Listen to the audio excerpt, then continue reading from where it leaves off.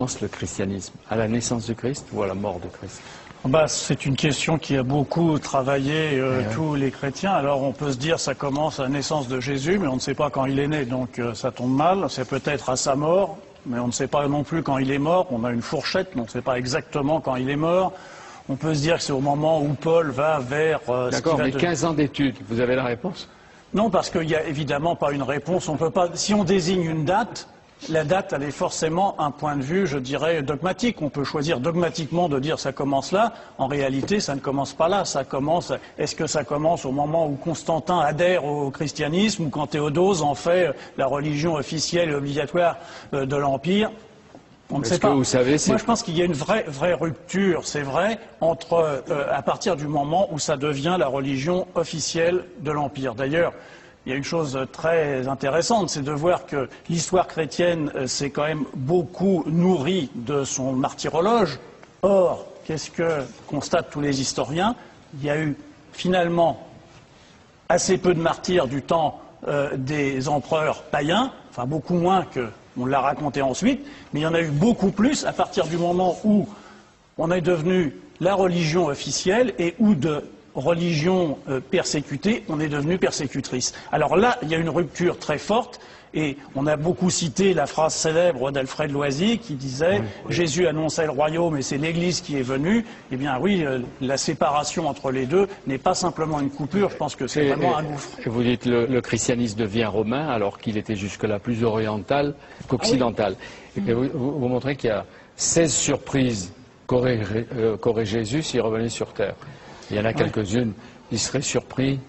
Oh non, mais il serait surpris de beaucoup de choses. D'abord, la première chose dont il serait surpris, c'est simplement que le monde existe encore. Puisque pour Jésus, il attendait, comme tous ceux de son temps, la fin des temps pour ceux de sa génération. Mon royaume n'est pas de ce monde. Il paraît qu'il n'a pas dit. Non, ça c'est une trouvaille extraordinaire de l'auteur de l'Évangile selon Jean. Il ne reconnaissait pas Jérusalem.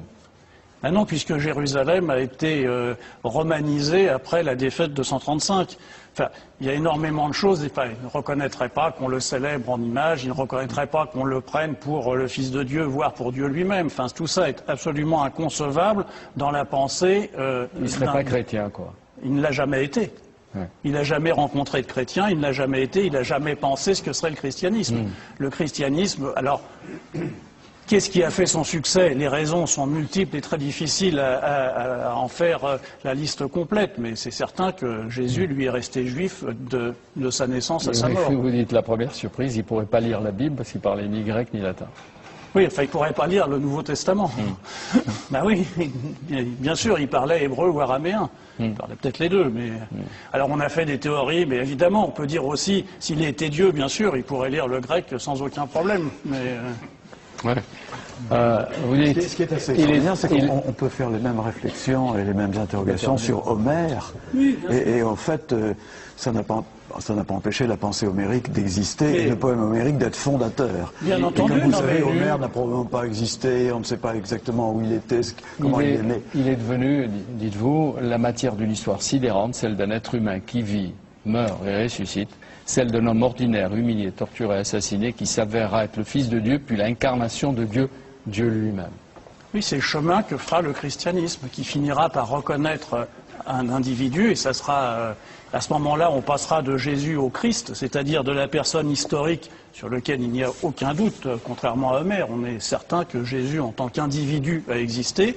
Ensuite, on a construit une figure théologique qui est le Christ, qui amènera notamment le premier concile œcuménique à Nicée, où il faudra savoir si le Christ et Dieu sont différents, s'il y a une hiérarchie, on finira par conclure qu'ils sont de même nature. Vous auriez aimé le rencontrer quand même.